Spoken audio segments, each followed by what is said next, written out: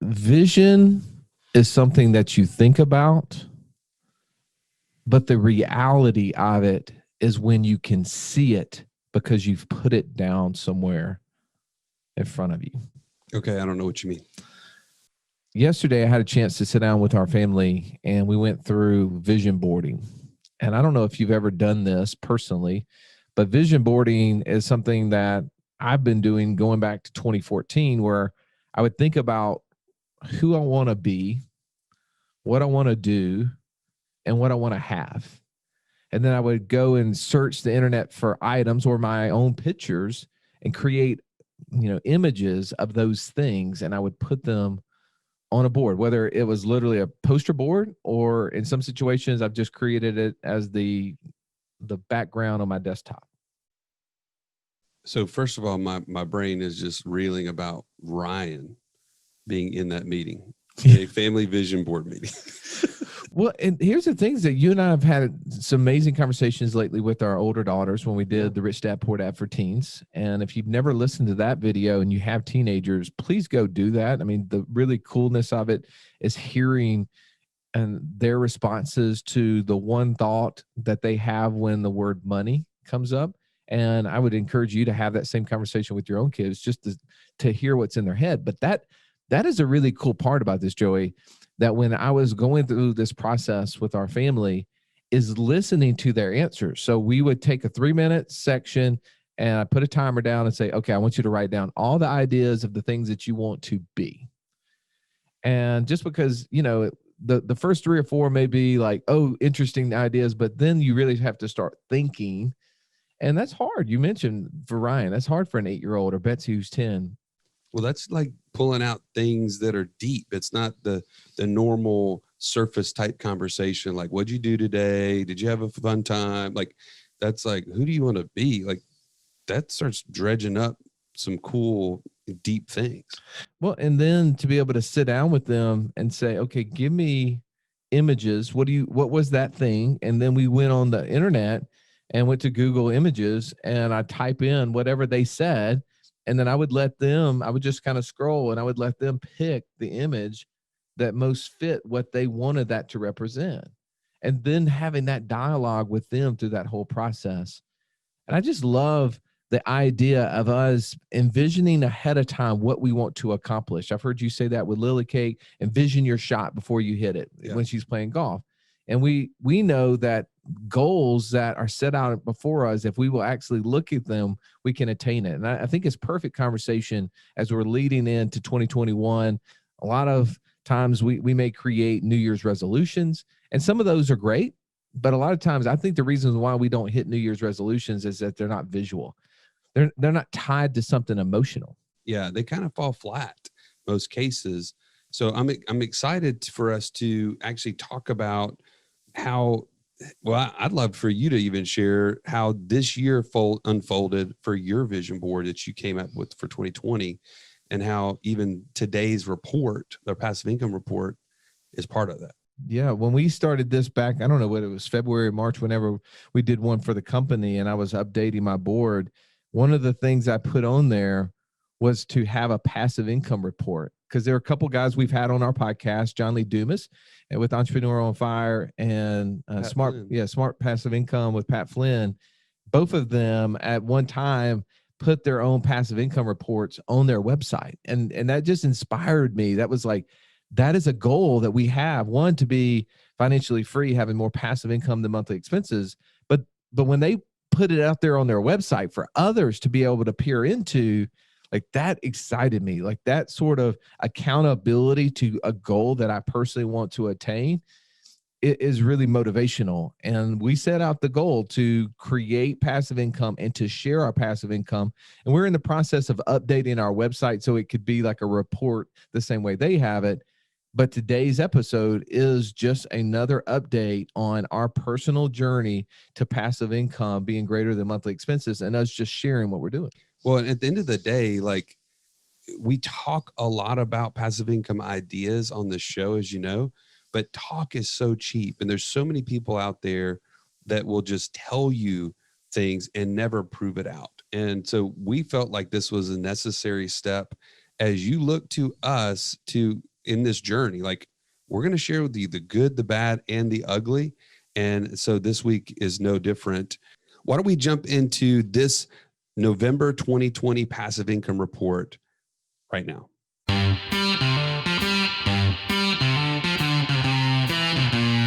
Welcome to the Wealth Without Wall Street podcast, your guide to understanding how to get out of the Wall Street rat race and start your own mailbox money lifestyle. Now, don't let these handsome Southern draws fool you. These financial minds are teaching our country to enhance savings, increase cash flow, and create passive income, all without the help of Wall Street. Are you ready to break through? Now here are your hosts, Russ Morgan and Joey Murray. Are you looking for ways to implement ideas, get exposure to new ones, and be surrounded by people on the same journey as you? Joey, where can they go to do that? Go to wealthwithoutwallstreet.com/community. You can join for free today. November passive income report, Joey. Man, this is, I tell you what, it's shocking to me that we chose 2020 to start a passive income report, because otherwise it could have been a dumpster fire. Well, I'm looking at the list of businesses, and think about the list of businesses we have there. There's some that go up in rising markets. When everything's going great, they're just going up like skyrockets. And there's also some businesses that do better in down markets. So when you see this list, which ones do you feel like are doing better when everything's going great? When everything's going great, I would say, I guess the cattle business would have been something that was on the rise. It's kind of flattened out. I would say the multifamily would be constantly on the rise, but this year seems like it's kind of gotten a little shaky. And I don't know. I would say the land business has been pretty much even keeled no matter what. I would even say in an up market, the short-term rental business probably does better. Yeah, I could see that. Well, because I mean, we've positioned that business to be more business oriented travel. Yeah, that's true. But you also fill in the gaps with personal travel. And, because Airbnb is a major marketing site out there. So people are using that site for anything in addition to our business oriented marketing. So I would say that business would typically do better in an up market. Now, in a down market, which one do you think does better? Well, I'm not 100% sure, but our Ethereum miners have gone through the roof. And I think there's just because there's so much uncertainty.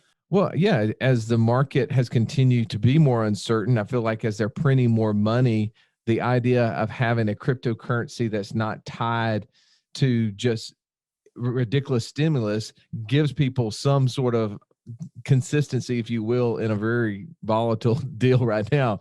I hope down the road crypto becomes a little more stable. But yeah, I've seen the Ethereum miner. I mean, obviously that's the one that sticks out to me. We're mining the currency, right? Yeah. I mean, so the currency is ultimately, we're seeing that currency rise dramatically. I think it's up like 300% over the last 12 months.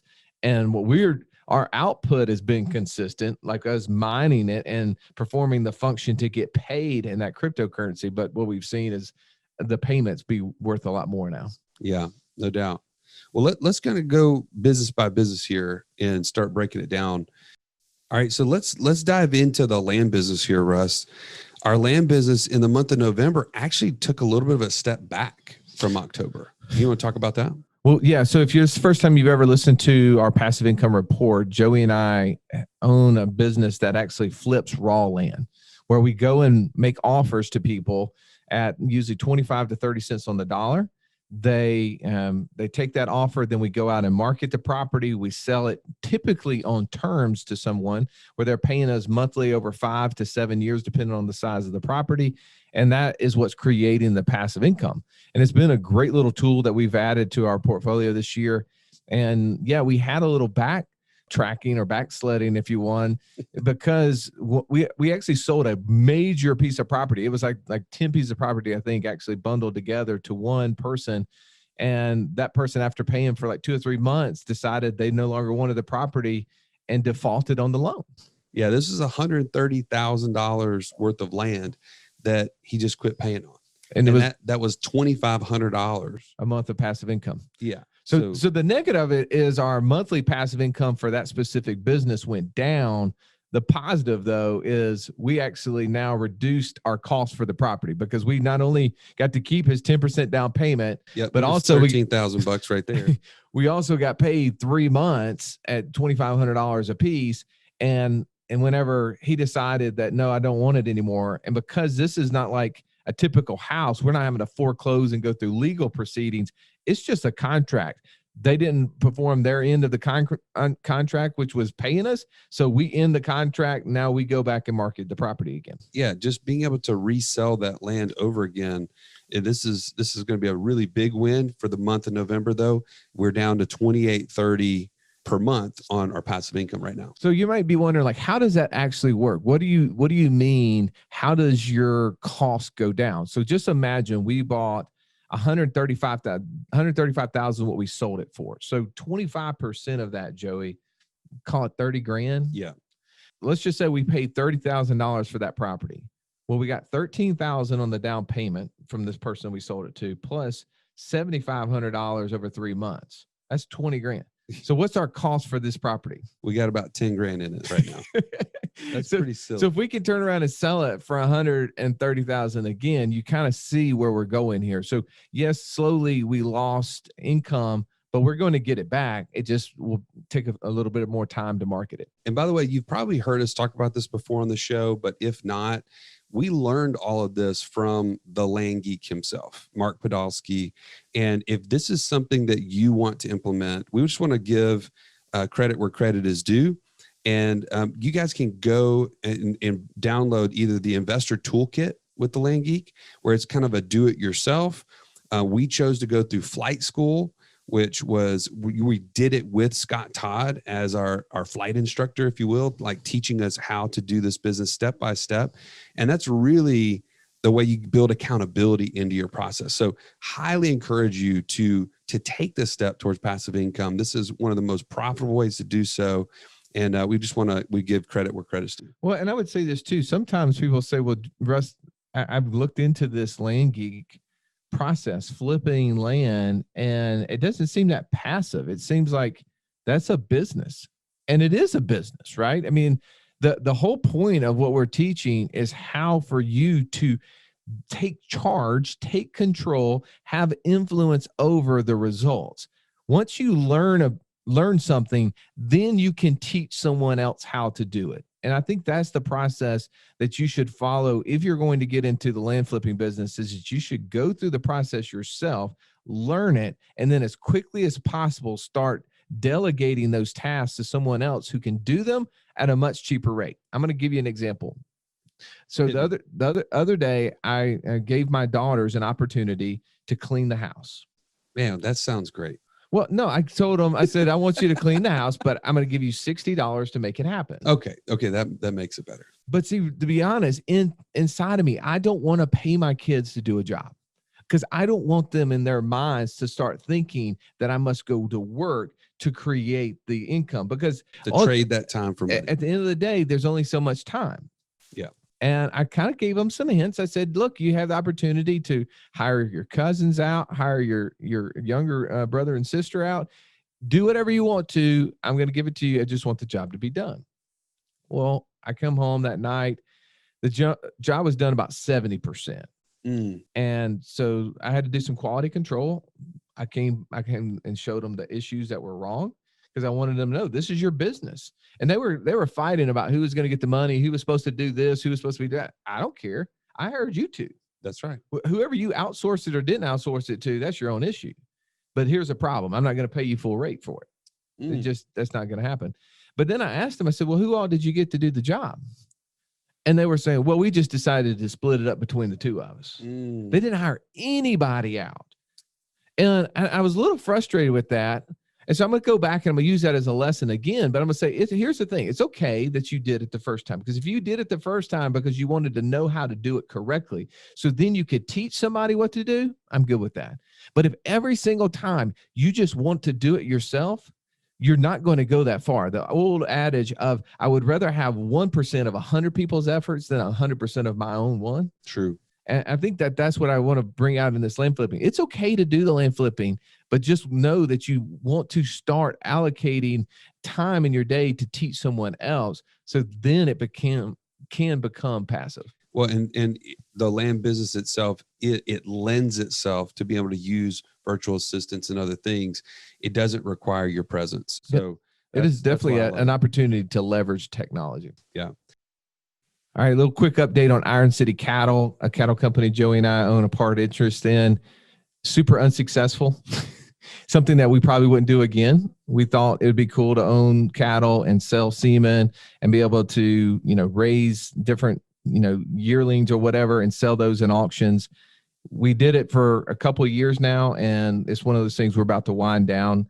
Nothing has sold this past month, and we're going to be looking first quarter of next year as those new heifers and new little bulls are ready to be sold at market, and that'll probably start to wind it down. Anybody in the interested in cattle, interested in steak, send us a message.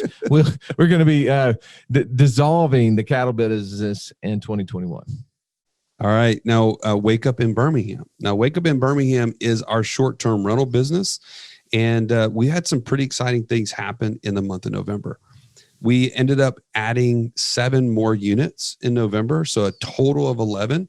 But now we only had 2 that came on at the very end. So we really had 9 that were operating at full capacity. And we found out at the end when we kind of gathered everything, we were only about 73% occupied across those 9 units. Which that hurts my soul, to be honest with you, because coming from my first job out of college, I was actually managing a rental car business, and my job was to manage the occupancy rate to 92 to 95%. And when I see 73%, like that hurts my heart. Like I worked hard for 4 years to hold 90% occupancy. When I see us at that, it tells me that we've got some room to grow in. And one of the things I think is we've looked back on the month and areas that we can improve is that we've been depending mostly 99% on Airbnb. And for 2021, where we're going to flip that on its head is I want Airbnb to be a filler. And we've got to improve our marketing. We're doing some things right now to improve our business travel marketing, reaching out to corporations, reaching out to HR companies, and getting more involved and taking a more active role instead of being passive, which is okay. We've grown really, really fast, and it's required a lot of our time for our operator to work on that part of the business. But for the next 2 months, the goal is not to quite add right off the bat, but start improving those systems, because that 73% needs to get north of 80 to 85 for me to starting to feel a little more confident in what we're doing. Well, but I think the key there is just looking at 85%, this thing is ridiculously profitable.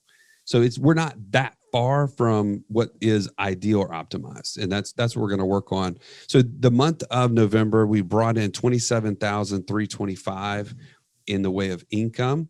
We had $22,249 in expenses before we paid our operator. And so net, we made about $900 after all expenses said and done. Yeah, that's just, to me, it's unacceptable because it's on us to be better at marketing. We need to increase the marketing. That's when we talk about creating influence, being able to control the outcome. And once we do that, once we get that right, that 73 becomes 80%, that margin starts to widen because we've got fixed expenses in there we can't do anything with. Exactly. The difference, every percentage point you go up from the 73%, you're going to be putting 70 to 80 cents of that in your pocket. And that's what's exciting about this business. A lot of really interesting things happening in 2021. All right, Ethereum Miners. Most people don't know that we have a business that we bought and started, 2-3 years ago, Joey, Yep. And where we are mining Ethereum, and we get paid in that currency. And we've been doing that over the last 3 years. And last month, as Ethereum's price per dollar, coin per dollar has gone up, we brought in a little over $3,300 in income, expenses about $1,500. So our net was $1,843. But I think the real story for November, for me at least, was this was finally, you and I have been saying on this show, once that dollar amount gets up to high enough to where we could extract our initial expenses, like the expenses to buy the computers, the expenses to manage them every month. We have to pay a management fee for the power and for the management of these computers every month. Once we got to a point, we were going to cash out. And why was that?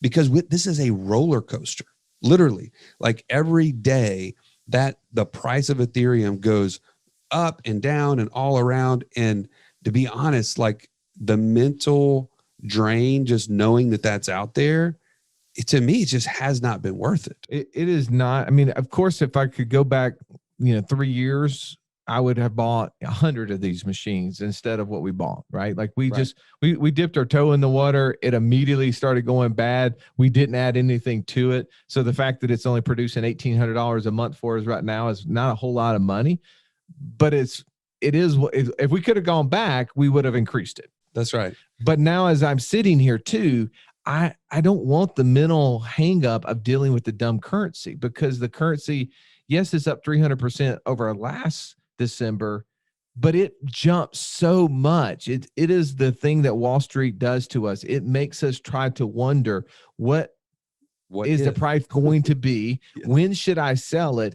And you're never satisfied. You never are satisfied. The only way you would be satisfied if you literally sold it at the top and it plummeted after that. And nobody wants that. But I am happy to report that having this passive income report every month has made me accountable to making the decision. Because I told you once that happened, I was going to sell. And finally, in November, the cryptocurrency Ethereum got up high enough, the price of it, to where I was able to extract all of my expenses and get back to zero. And now I'm just playing the monthly rental game, if you will. So you got like all your upfront investment, and now you're literally playing with house money. Exactly. Okay. And so I'm excited about that. And hopefully we'll have some really cool things to report in December. All right. Our long-term rental business is not performing very well. We have some syndicate stuff. We've got a little condo that you own. Neither one of much I want to report on.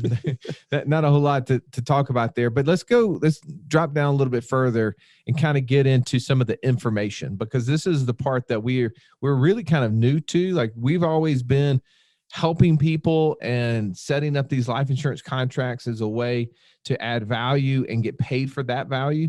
This year, we've added other things, other tools from an informational standpoint that we're actually getting compensated on. Yeah. So within our community, if you're not a part of that, you need to join. It's community.wealthwithoutwallstreet.com.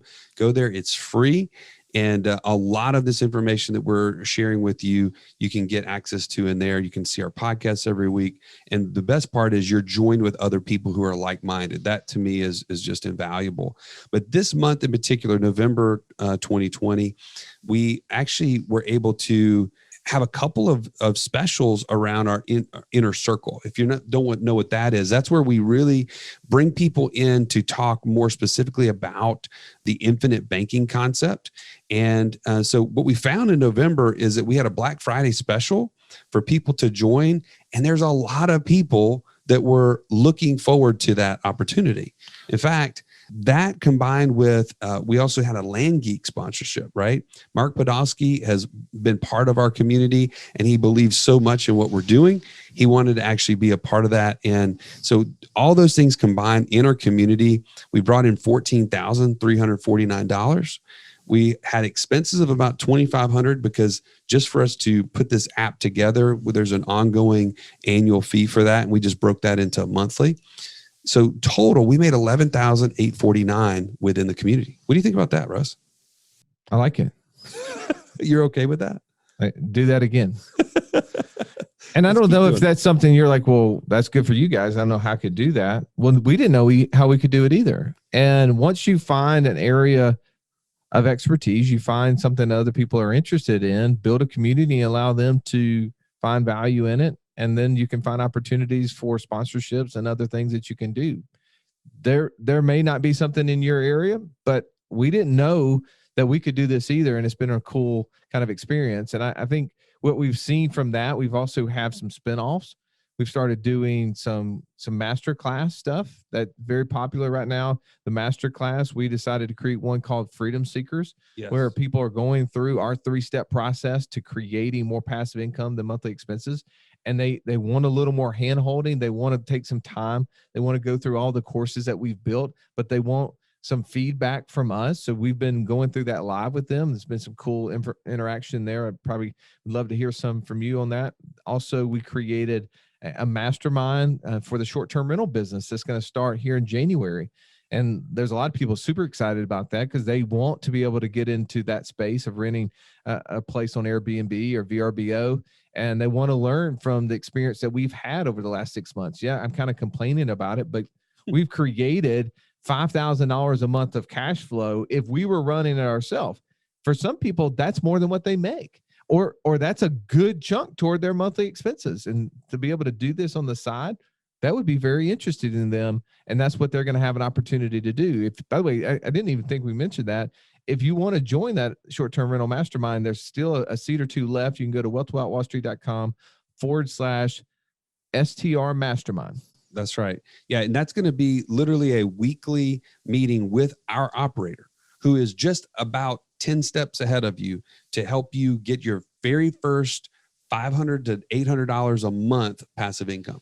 I mean, think about that, Russ. Like, you literally are getting held coaching every single week with somebody who's just been there, done that. Everything's fresh on his mind, and he's going to help you get that first one, maybe that second one done in the first 60 days. Well, he's done it 10 or 11 times. He's had to do that first unit 11 times over the last 6 months. So he has improved that process every single time that he's done it, and will help you avoid the mistakes he made in 1, 2, and 3. Because he can give you, here's the exact process. Because now, just like we were talking about a second ago, he's been doing it himself, and he's in the process of handing it off for someone else to do this point going forward. So you guys get the advantage of going through this, learning this personally. And then if you want to, learn how to hand it off to someone where it can truly become passive. Yeah.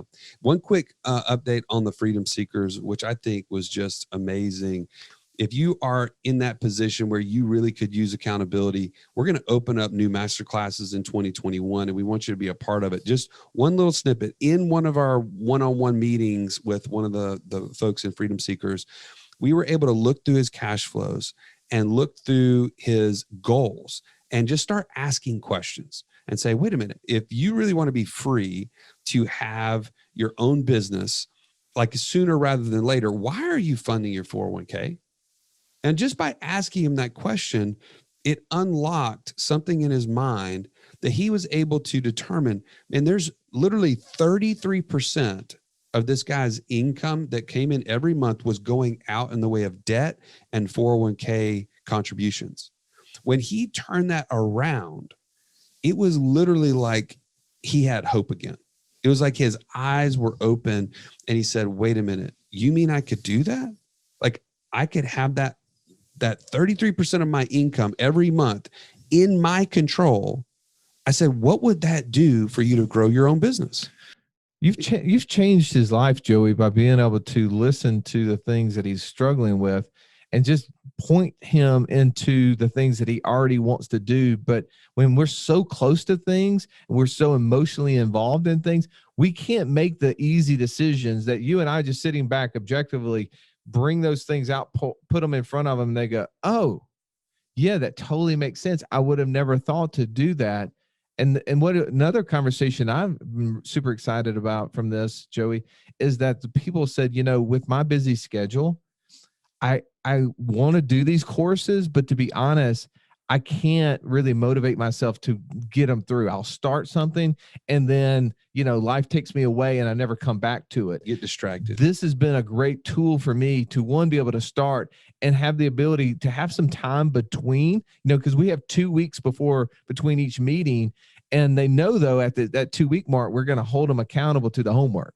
And so ultimately they get it done. And sure, I'm sure there's people doing it the night before, just like we did when we were in high school and college. But the beauty of it is they're able to get it done even in their busy schedule. So if you're interested in participating in one of these new groups that's going to start in 2021, go to wealthwithoutwallstreet.com/freedom seekers and join the waiting list to be a part of that new class. All right. So rounding that out, Russ, I'll just kind of quickly update the short-term rental mastermind made $600 in the month of November. Freedom Seekers was $3,705. So total. And let's really quickly talk about 100 unicorns. Okay. I don't think I want to talk about it. Why? It sucks, man. Your e-commerce business is a F-commerce business right now.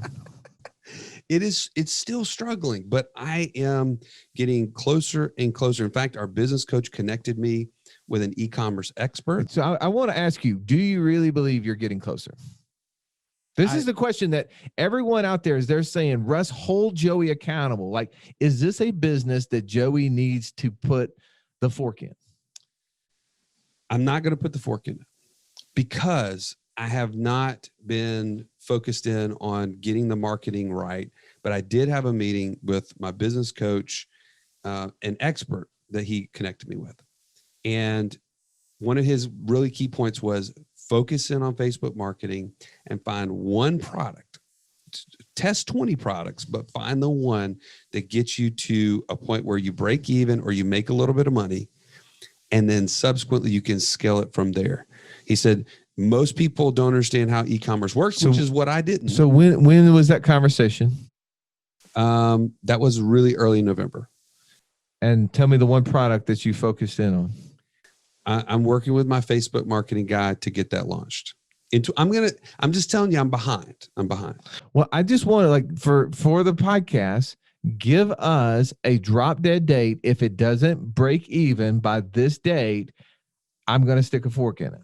Well, it's not about the business breaking even. He's saying find the product. No, I'm talking about the business breaking even. I don't care how you get there. You guys can work all the strategy behind the scene you want to.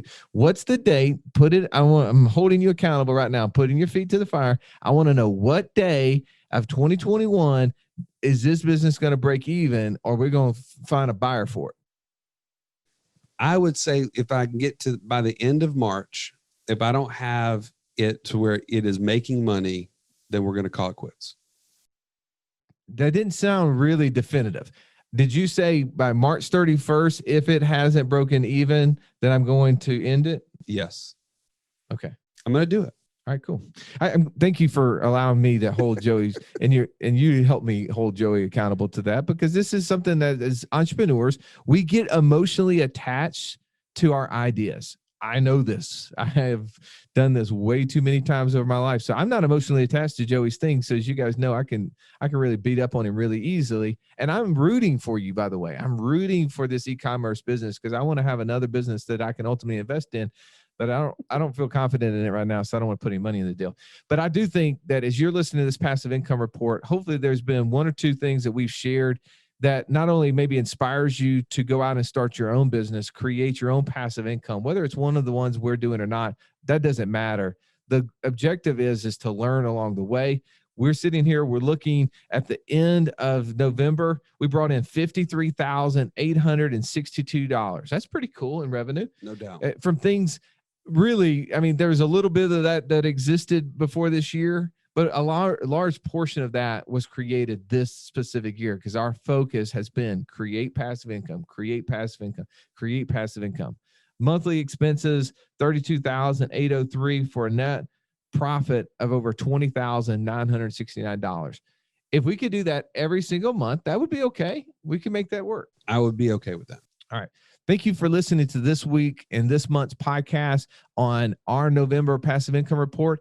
We hope you'll have an amazing New Year's Eve and create a vision board so that you can achieve what you want to, which is financial freedom starting in 2021. Have a great day. This has been the Wealth Without Wall Street podcast. Don't forget to subscribe to the show to break free of the Wall Street mindset and begin building wealth on your own terms in places you understand so that your wealth will never run dry. See you next episode.